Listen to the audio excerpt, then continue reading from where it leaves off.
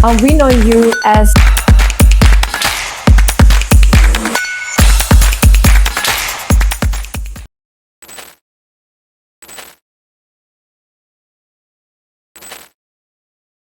good afternoon, Saikat.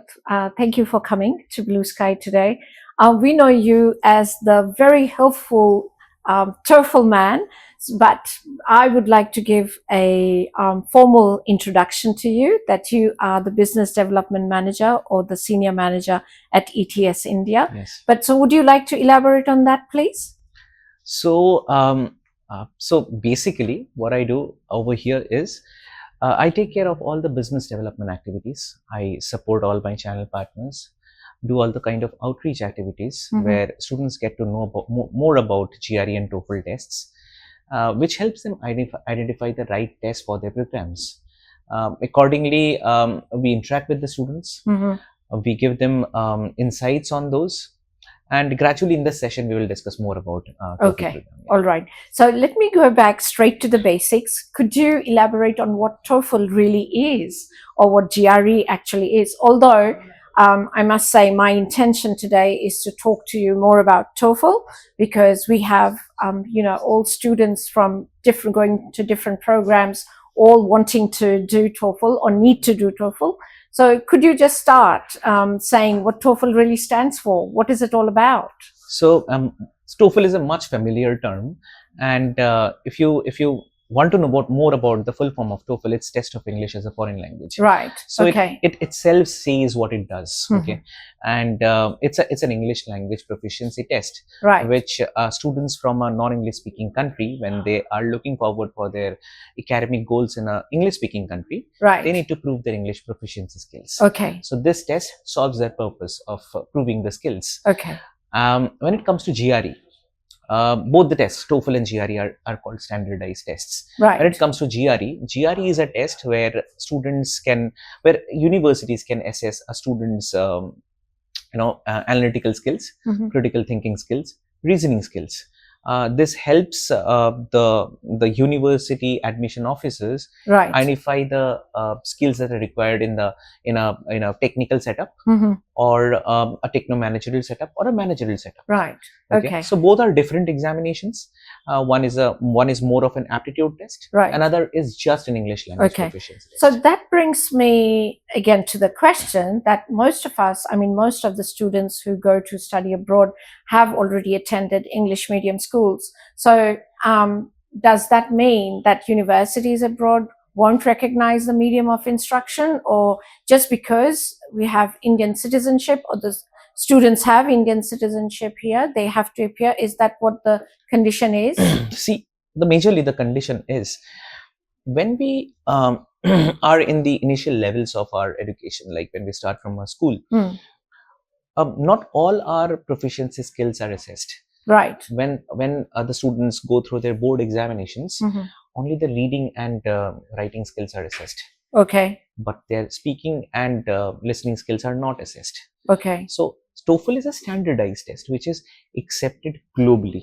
Right. Okay. There's a that sort of makes it a common level ground for everyone. Absolutely, I guess. Absolutely. Yeah. So there's a scale. Okay. This scale is called a CEFR scale. Okay. And what does that stand for? So this is a framework. Okay. Where there are 6 different levels of proficiency. Okay. When a student writes a TOEFL test, he will secure a score. With that score, the university professionals will try to understand at which level the student is. Okay. As it is a globally accepted test, and it's a it makes the student fall at a standardized level. So it helps the universities also understand whether the student is good enough to apply to the university or good enough to apply to the country or not. Okay, that's the whole purpose. Okay. It's not that it's not about we are not acknowledging the students' medium of instruction. Yeah. But then this is a good standardized check on their skills. Okay. All right. So I guess students would, no matter even if they applied for the undergraduate degree or the postgraduate degree, TOEFL is something that is a standard requirement, would you say, for all the. So TOEFL is a test which can be written by candidates applying to UG till PhD level. Right. Okay. So there is no such capping to it, or there is no such what I can say. There is no such restrictions that students can't write TOEFL for UG or PG or PhD.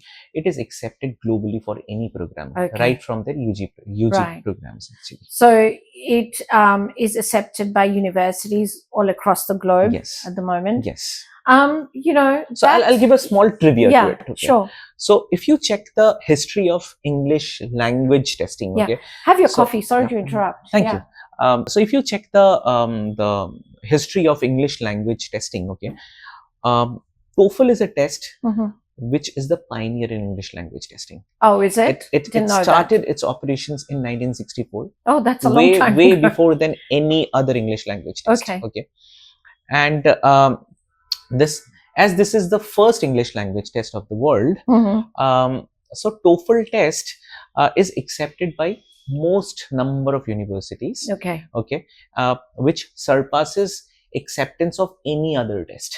Oh, all right. That's good to know. It is accepted by more than 13,000 plus universities. And accepted in 160 countries. So if a student appeared for TOEFL with the intention to apply anywhere across the world, chances are they would be accepted, with the TOEFL without score. Any doubt. Without any doubt. That's good to know. Yes. Then they have a choice of where they want to go to, Yes. and that makes it easier. Yes. So, well, tell me then, most often students come confused, asking us, say, like, should I do TOEFL test or should I do IELTS? I mean, without going into, I understand it's a different kind of test, but what would you suggest? We tell the students that should you appear for this or should you appear for that? Is there a right or a wrong answer for that? There's no right or wrong answer to it. It's a very valid question because if you see the purpose of both the tests, the purpose is all the same, but the student needs to understand, which test gives them the leverage to score well in the examination. Can you explain that? So definitely. Anything scoring more sounds very good. Yes. So see, first and foremost, the student should understand the motive behind appearing for IELTS or TOEFL test. First motive is to prove their English proficiency skills. Second is whether this test will be accepted by the university or not. Right. So as TOEFL's acceptance is much higher than any other test, so it serves their purpose of acceptance. It gets accepted in all the universities. Right. Second, TOEFL is a much shorter test. It not even takes 2 hours. It's less than a 2-hour test. Where the student spends lesser time at the test center. They get over with the entire test in a one session and in under 2 hours. So you're not saying it's an easier test, are you? It will be a biased answer if I say easier. I will say test should be convenient for a student. So the right word is convenient. Easy and hard are two very subjective words for me. Someone will find a test very easy, someone will find it hard. But if a test is convenient for student, I think it will be much easier for a student to score well in the examination. I guess that was probably not fair to ask you that because, all tests are standardized. It wouldn't be out there accepted by universities if it was easier or, on that. So that was just poking you. So going by the next list of questions that students come up with is that we keep hearing of all the updates that seem to be coming, TOEFL, more so with TOEFL now. So what are these updates and what are you trying to tell us? So these updates are very exciting. So 2026, we are just a month away. From entering into 2026, and TOEFL is coming up with a revolution. And it will be a revolution. That's a big word. Yes. And it will be a revolution in the English language proficiency spectrum. Tell us more. So there are reasons to it. So TOEFL is going to be a multi-stage adaptive test. So it will be a tailored test for the students. Oh, what I mean by tailored, customized? it will be customized. Okay. What I mean by that is, when a test becomes an adaptive test, it actually adapts itself with the abilities of the student. Absolutely. Okay. So say if that's how learning plans are made. Absolutely. Absolutely. So if a student say is of a B2 level, okay, we are not going to pose the student with C2 level questions. okay, Okay. C2 is much higher level. Okay. B1 is a lower level, or B2 is a lower level. okay. So when we when the test understands that the student is not of C2 level, then it routes the difficulty level to a lower one. Okay. Okay, based on the abilities of the student. And the scores would reflect that? And the score, see, the students are not penalized for what abilities they hold. Okay, but they get a fair chance to score well in the examination. Right, okay. Okay, so here the students will find the test more friendlier, more engaging, more inclusive. Okay, they will find them inclusive in the tests.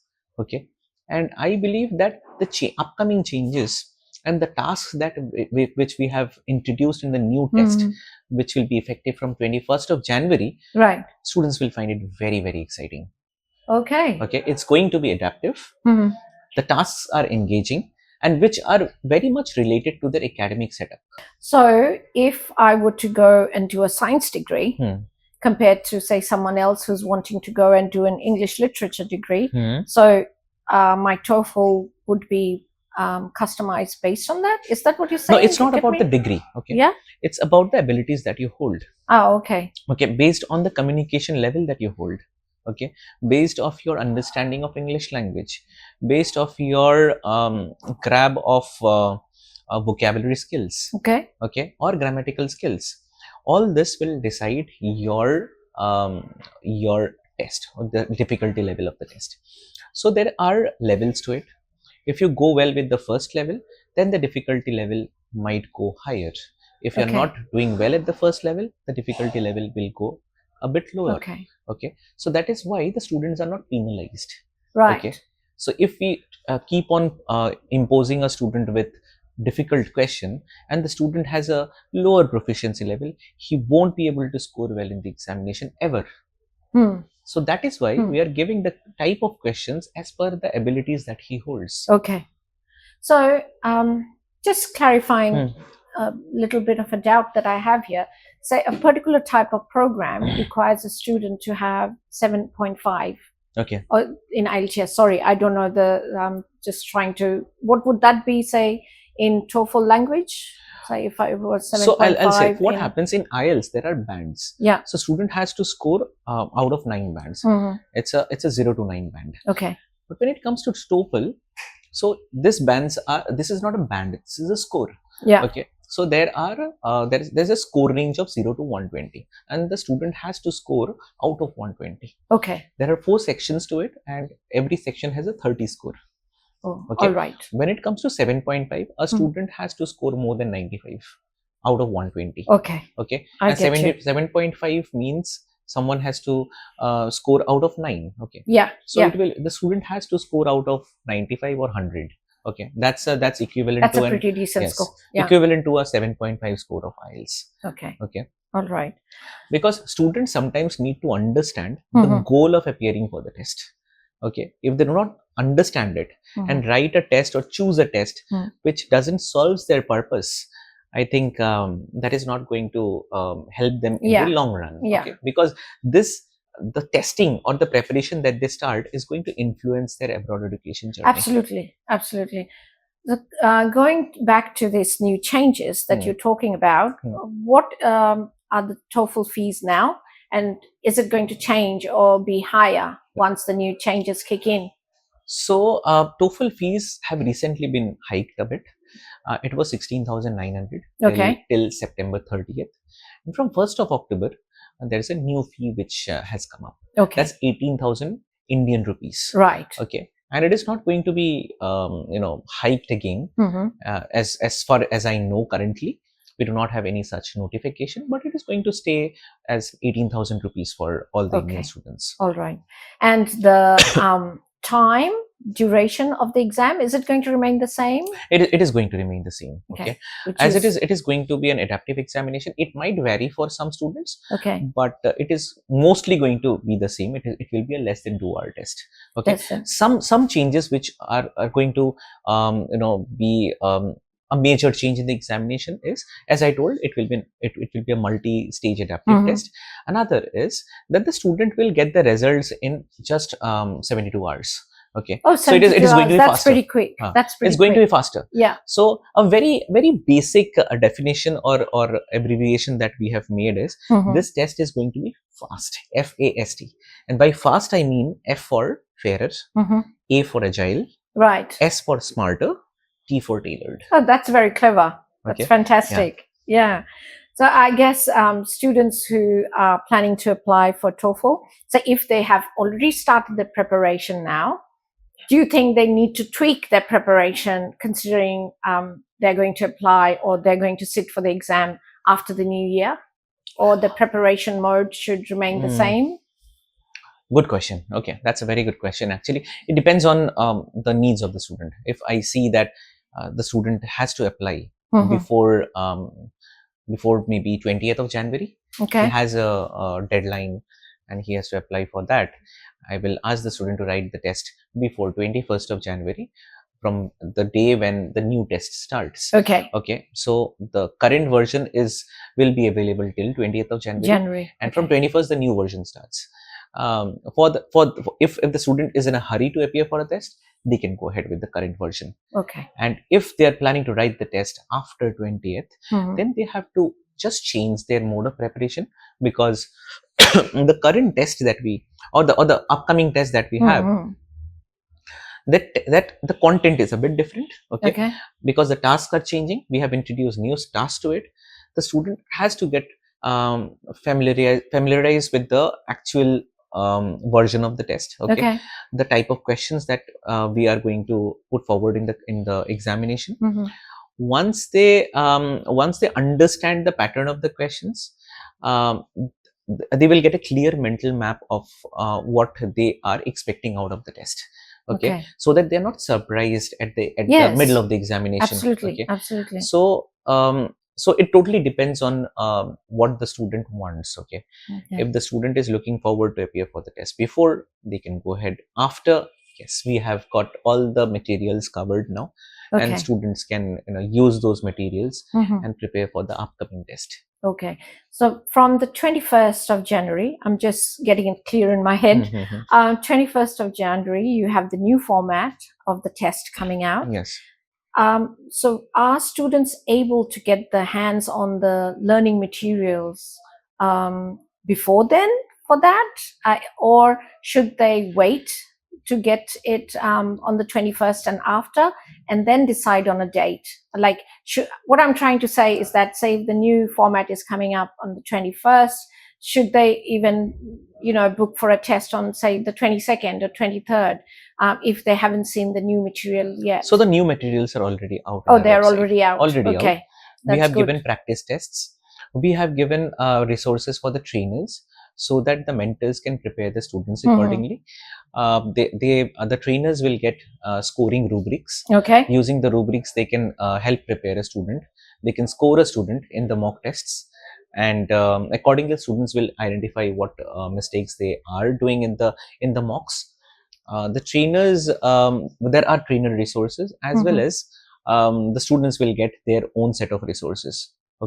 Free and paid resources will be there for the students. Oh, okay. So it's already out there for students to grab and get prepared. Absolutely. And not have to wait until the 21st. Absolutely. That's fantastic. The other question that has been put from students is that they have to do a reading practice test with answers. So do you have a smart way, or what are some of the smartest ways to analyze those answers and learn from them? Wonderful. Okay. Yeah. This is a very basic question that the student asks. So whenever they appear for a reading test, they will refer to set of key answers. Okay, they have to first analyze why this is the right answer and why the other options are wrong. Okay. They have to read the passage again. Okay. They have to connect the dots. They have to relate the correct answer with the line of the passage. Okay. Only then they will be able to understand why this was the right answer. Okay. They can then adjust their strategies. Okay. They can note down the type of questions which actually can be improved, okay, over the time through mock tests. And I think the key answers, okay, these are very important, okay, because the student tends to understand that that what went wrong in the test. And secondly, reading a passage, they should build their patience level. What we say that with the pace of the timer or the pace of the examination, they should build the stamina of their patience. Okay. How quickly they can run through a passage. Okay. Yeah. So reading passages are very basic, which we have done since school. These are just comprehension passages. They will be reading a passage, answering 10 questions to each passage. So there will be 2 passages and 10 questions relating to the passage. Okay. Each passage actually. Okay. And the best thing now, I guess, the reading passages would be customized to the students based on their vocabulary. So it will be customized. So we have introduced new task in the upcoming test actually. Okay.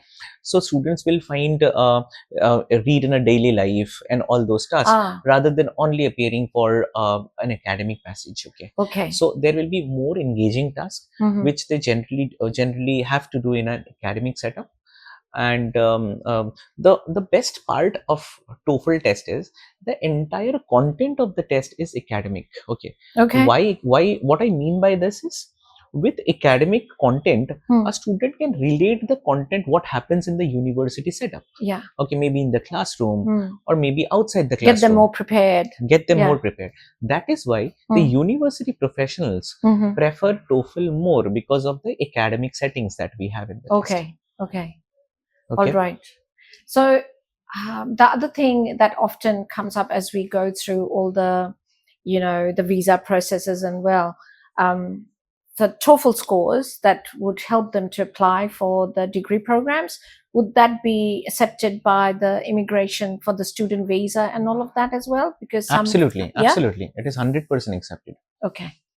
So as the university, as I said, that it has the highest acceptance for any academic programs in the world. It is equally accepted by the immigration officers. Okay, so TOEFL is accepted for academic goals in over 160 countries by 13,000 plus institutions. That's a huge number. That's a huge number. But when it comes to immigrations or job related purposes, TOEFL is also accepted by Australia, New Zealand and Ireland. Okay. And gradually we will have more updates on the immigration acceptance of Canada. Okay, we'll come up with more updates on that. Okay. Yeah. The other thing that I remember from my time taking TOEFL that many years ago, and I'm sure so many things have changed, is when you do the listening practice, the accent. So would you have, say, accents catering to the regions where students take the test, or that's one thing that has remained constant over the years? So there is a myth among the students community that as TOEFL originated from US, it will mostly come up with US accent, but it's not the case. Oh, it isn't? So it's not the case. Okay, all right. So this test will have accents of various regions actually. Oh, really? Okay, that's a good thing to know. So that the student is assessed holistically. Okay. So the students will be catered with accents from America, from UK and Australia. Right. These are the major accents that we come across, and students will be assessed accordingly. Okay. So accent is not something that the student should worry about. Okay. Indian accent is a very good accent. It's a very flat accent. But the student needs to focus on what keywords they should take care of when they listen to something. What will be the what I can say, the signals, okay, what will be the note taking strategies, okay. So it is more like, I'll give a very basic example. So since school or colleges, we used to write we used to take notes, okay, yes, and the teachers used to dictate it. absolutely. Okay, it's a very basic example. Dictate it. This is the same thing which I'll say. Okay. So you just have to listen to that audio properly, and you have to note down the key points. Okay. Later on, Yeah. if a student is going through a mock, the students can refer to the explanation and the transcripts to understand where they went wrong. Okay. Which are the question types which were confusing them. Okay. Okay. And which are the areas where they missed taking on the notes. Okay. So I guess we're coming back to that, saying practice makes perfect sort Practice of thing. makes perfect, right? Yeah. Absolutely. Because the student needs to identify what are their weak areas. Only strengths then, and challenge areas. Absolutely, Yeah. absolutely. Only then they will be able to improve themselves. Yeah. So that's it.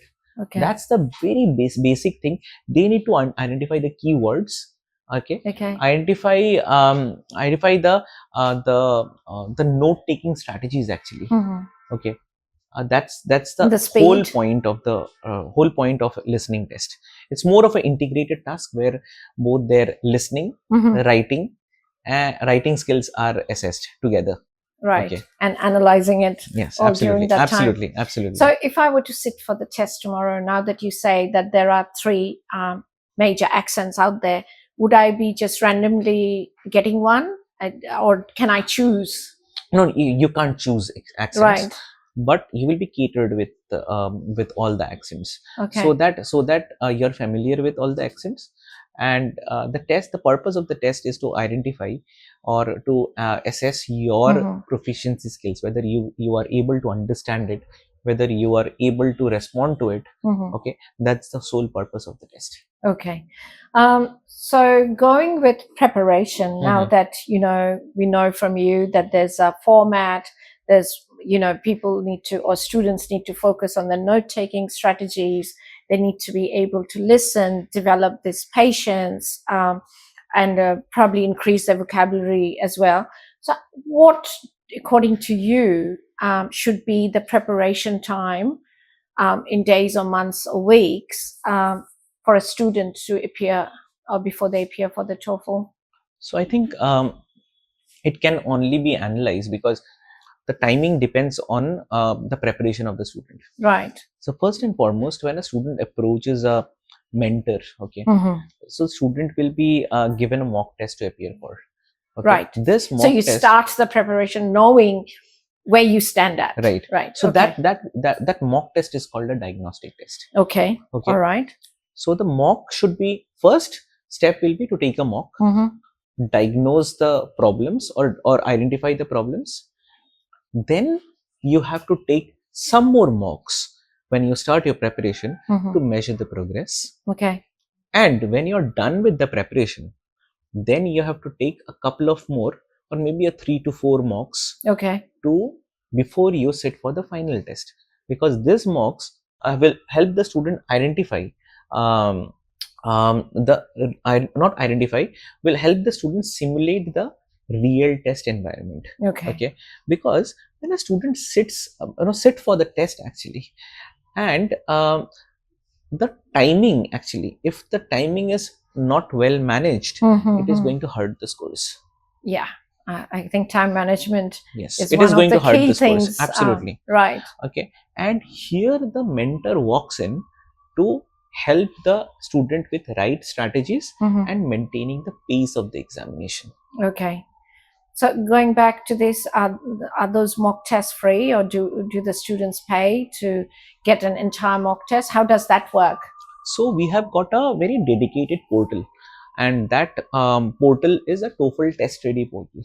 Right. Okay. We have given free resources over there where the students can appear for. There is a daily activity which keeps on changing every day. There is a mock test which we have given. There are sampler. There is a section-wise practice tests which the students can appear for. Apart from that, students, if they want to appear for more mock tests, they can also refer to our paid resources. Okay. So with the free prep resources, we have also got paid resources. We are currently offering students with a couple of ebooks. One is a beginner's guide. Beginner's guide is a good tool to help the students understand the TOEFL test better. In the first half of the book, we have given entire information about the test. So that they are very clear what they're expecting out of the test. In the second half of the book, we have given a practice test so that they get familiar with the type of questions that they are expecting out of the test. So, and the second book, which I was referring to, is a TOEFL test prep book. Right. This is a kind of textbook kind of thing, which the students can refer to when they start preparing for the TOEFL test. Okay. And I would like to tell the students, and you have been very kindly helping us through. We are here at Bluesky offer training, TOEFL training. We have wonderful trainers who go through the entire process with our students. So saying that, are there limitations on how many free mock tests a student can take? Or do you say that, no, you can take 5 and the 6th one onwards is a paid service? Does it work like that, or how does it work? So there are multiple resources to it. So if a student goes to TOEFL test ready, they will get ample amount of resources to practice for. There are third-party materials too. But we always tell the students or suggest them to opt for the official TOEFL materials because they simulate the actual TOEFL test. Right. These are kind of retired TOEFL tests which the students will appear for. They will get the real feel of the examination. Because when a test is developed by ETS themselves, so it is a more authentic material. Absolutely. Than something which is developed by a third party. Yeah, I completely agree with that. But for me, what I feel is a student should appear for at least 5 to 6 mocks before they sit for the actual test. So as I said, the process should be: first a diagnostic test, second to measure the progress, the third stage will be to appear for 2 to 3 mocks before they sit for the actual test. Yeah, that way they know they're going to get the best scores that they can get. Absolutely. Isn't it? Absolutely. So coming back again to the preparation time, so would you put it down to say 12 months, 6 months, or how would you say that a student needs to? Do you have a timeline as such that you've seen from your experience? From my experience, what I can say is a student doesn't need a 6 months time to prepare for TOEFL test. Oh, okay. Yeah. It's just an English language proficiency test, not an aptitude test, no reasoning. So depending on the abilities of the student, if the student is from a vernacular background, he might take a 2-month time to prepare for the test. But someone who has studied English throughout their school or throughout their entire educational background, they might be prepared by 15 days or 30 days, and they are good to go to write the test after a month. So maximum 2 months time for someone who is from vernacular background. Or I won't generalize it, but there are many students from vernacular background who gets prepared in 15-20 days or 1 month. But depends on how serious you are as well, I guess. Absolutely. How badly do you want it? How well they take the preparation journey. If they're preparing well, practicing well, I think they will be prepared by a month. And that is a standard timeline to prepare for the test. That's good to know. Now that you talk about your study material and all of that, is all of the study material available online, or if someone had to buy it, some of the students had to buy it, do we have to order online to get it to us, or do you have an office here that students can go and buy, or how does that all work? Gently, I will suggest students to buy all online materials. Okay. Okay, they need to practice the TOEFL test in a portal, in an online mode, because this is an online test. Generally, there's no offline. There's no offline test. Okay. Oh, there's no offline provision at all. So all of it is online. It's completely online. Okay. Okay. So there is a lot. There is confusion. Okay. Sometimes students confuse themselves with TOEFL and TOEFL IBT. Yes. Okay. So it's both the tests are same. Okay. Right. TOEFL IBT means it's an internet-based test. Okay. They have to go to a test center and needs to appear for a test. Okay. Or they can sit at home and give the test.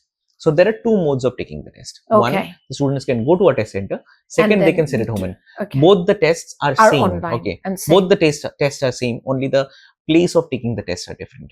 So how would they be monitored at home? Do you have to have the camera on? They need to keep the camera on. We have a secondary camera option now. Okay. There is a live proctor who will be completely monitoring the student. Okay. Okay. If the student is same time frame, everything is standard. Everything is same. So the students need to be aware that they need to put that time aside. Right. And without any disturbances, even if it's at home. Because sometimes, you know, when you do things at home, you think, okay, let me just do this bit now and come back to it later. No, it's same exam. It's not allowed actually. Yeah. So a student, when they write the home edition test, they need to follow certain security protocols. And the proctor is there to help the student understand the protocol. Okay. If the student is stuck somewhere, confused, if they can do this or that, they can chat with the proctor and they can get it clarified. Okay. But they need to adhere to the guidelines that we have laid for the test. And this test is very convenient to appear for, because now there is a pre-ID verification. They can verify the ID and they can get through into the test directly now. Okay, it doesn't take much time. Okay, so in the home edition test, we have made the test very smoother now. The start of the test earlier used to take a bit of time, but now the journey is much smoother. And I think the students who would love to who would take the home edition test would love the entire process now. Okay, but the only thing is they need to adhere to the security protocols. When they travel to a test center, we have already done the setup over there. Yes, they should have a passport. They should take the passport on the test day at the test center, show the passport, get them verified. They will be allotted a computer where they will sit, give the test, come back home, get the results in 4 to 6 days. Now that you mention it, is passport the only form of ID that is accepted for registration in TOEFL? Is it? Yes, it is. Oh, okay. So during the COVID, we tried to ease the students with this ID thing. Yeah. So we introduced Aadhaar card. Okay. But now Aadhaar card is not accepted. Right. The only form of document which is admissible at the test center or admissible at the home to take the home edition test is a passport. Okay. Without a passport in India, the test can't be booked or the test can't be taken. Oh, okay. Well, that's good to know for our students as well. And it should be a valid passport. Valid passport. Yes. Is it that it should remain valid for the next 6 months? You know how to apply for visas and all of that? It's not, there's no such thing actually. But when you take the test, it should be a valid passport. Yes. Okay. So if I do, say, a home edition test and you do the test center test, would our scores differentiate us? No. No, it wouldn't say. Everything is same in the test. The evaluation process and everything is same. You will get the results in the same time frame. But the only thing which is changed in these two versions of the test is the place of the test. Right. Rest all remains same. So I think it's probably better to go to a test center and get it done rather than making sure you have all the setup necessary, make sure the internet connection is stable and all of that. Those are the things that keep coming to my mind. So the power, you never can tell when, because if there's a break in the test, so like when you're doing your home edition test, would I be able to resit it again? So like there's power, power's gone off, or internet is unstable. Can I just ask you then, or could I sit for it again, or do I miss out on the chance? Do I have to pay for it again to do it well? So you'll be given given a certain time frame to rejoin the test. Right. If you're not able to rejoin the test, then you have to rebook the test again. Right. And you have to pay for the test. Pay for it. Oh gosh. Okay. So see, it's very convenient to sit at home and give the test, because you will be at the comfort of your home. Okay. Someone who is in the city where there are good number of test centers. Yes. I think people can travel to a test center and give the test, because they need to take lesser amount of headache. Yeah, when they sit at home, they have to think of the entire equipment settings, yes, as well as the environment settings. Absolutely. Absolutely. Also the security many protocols. Things aren't under our control. Absolutely. Absolutely. So yeah, better off going to a test center. But the home edition test we have made for, especially for those people who can't travel to a test center, who stay very, very far, in a very remote place. They can sit at home and give the test. It becomes easier for them. Right. And someone where the test centers are accessible, I think people can travel to a test center. It's very convenient. So the next question then is, how many test centers do you have? Or how evenly are they placed in different parts of the country? Or is it only in the biggest cities? Or do you have them in tier 2, tier 3 cities? Or how does that all work? So we have test centers evenly placed across various cities in India. Not only in the metro cities or the bigger cities, we have got test centers in the smaller cities too. The tier 2 cities, we have got test centers. At least students from the tier 3 cities can travel to a tier 2 city and give the test. And appear for the test. Yes. Okay. Yeah. And we are coming up with more test centers. Like if a student is looking to appear for a test in a certain city in India, we will get it covered. Okay. Right. Also the availability of the test. Okay. Not only the test centers, but the availability of the test slot at the test centers. Right. These are ample amount of opportunities for the students. Okay. So what are your slots like? Like I don't know what is the rush like as well. So if I had to, if I'm going for a January intake, that's probably too late to do that. But how soon can I book myself for a slot, or is there a waiting time, or what is the waiting time? Or there's no such waiting time for the test. Anybody can book the test at any point of time. Okay. It is always suggested to book the test or a test slot in advance. Okay. Based on their requirement. If they are, approaching any deadline of application, then they should book the test early. Write the test, get the results in that time frame, and then they have to submit the scores. Okay, accordingly. Right. So book. So when the rush is huge, when there is a huge when there is an intake coming up, the candidates actually look for the convenient dates. Okay. So it is always suggested book the date as early as possible. But what I was saying is, you can also book the test 2 days before the test slot. Okay. Also. Okay. So that's not too late. Based on the availability of the test slot. Okay. Right. So if you're in a hurry, suddenly you have to take the test because a deadline has come up, and if you see the slot is available 2 days prior to the test date, you can book the slot. Okay. So say if we are talking about Kolkata here, how many test centers do we have here? So we have 3 test centers in Kolkata. Okay. Okay. So covering 3 parts of the city. Okay. So so students from any part of the city can choose the test center as per their convenience. Okay. Okay. They can select the date. Once they select the date, they will be given the options of the test centers available on that particular day. So knowing that, you have been very supportive of our students and our trainers here and all of us at Bluesky, what do you think are some of the common mistakes you see some of our students make, or students in general make, when they are preparing, or, what they have in their head about TOEFL, or what are some of the common, very minor say problem sort of issues that you come across? Generally what I see is students keep on writing the mocks without knowing the errors that they are making. Oh, okay. Not really paying attention to, where they've gone wrong? Actually, not about attention. They are unable to identify the errors.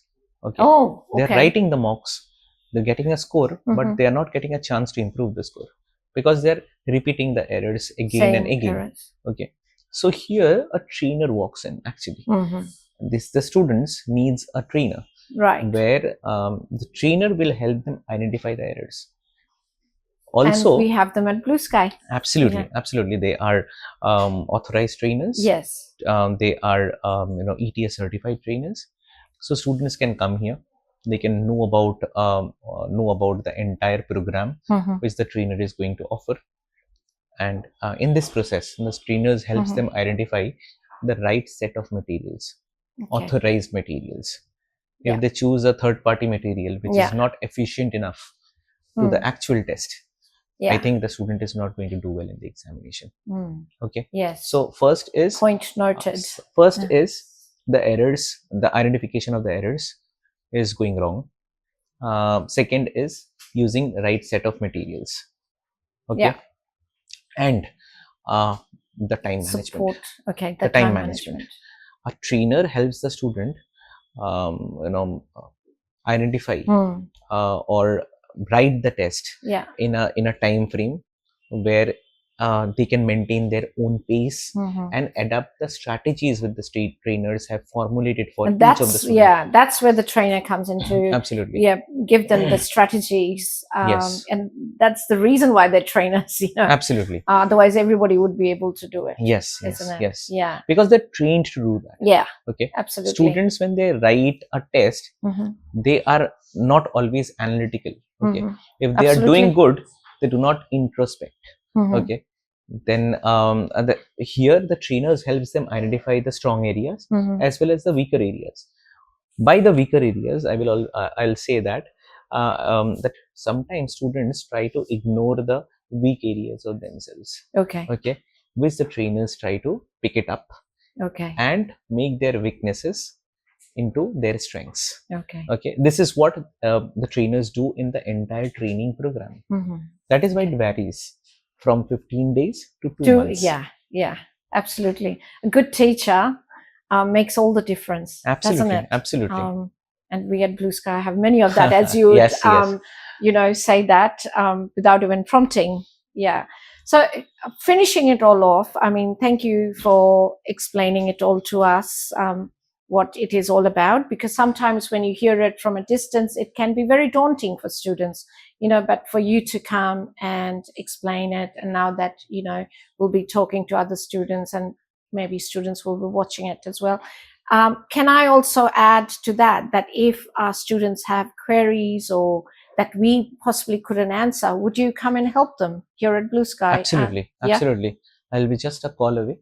Okay. I'm stationed in Kolkata. Okay. So it becomes easier for me to meet the students. Yes. Clear their doubts in person. Yeah. And get them and help them identify the right test. That's the sole purpose. Okay. Yeah. To help them identify the test, which can, which actually, helps them to, score well in the examination, get accepted in the universities. Okay. And I'll be there at Bluesky office, and as per my schedule, as per my availability, I'll be there to help the students. Thank you. And just to end it, do you think there are scholarships or any sort of incentives for students who do well or score very well in their TOEFL exams? Is there anything that the students can look forward to? So students can avail a test, discount on their test fees. Right. Okay. And they can reach out to Bluesky. Okay. Because Bluesky is one of our channel partners. Yes. Where students can, come here, clear their doubts on the TOEFL test. Okay. And during the registration, they can avail a test discount. Okay. Okay. That's something very exciting. Yes, okay? Absolutely. And it's a significant amount of discount which they will get from Bluesky. Okay.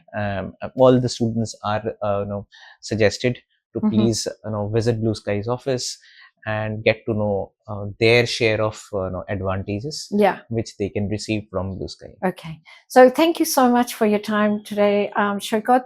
If we have more queries, we will forward them on to you. And look, it's been a pleasure having you. Okay, it is a pleasure actually.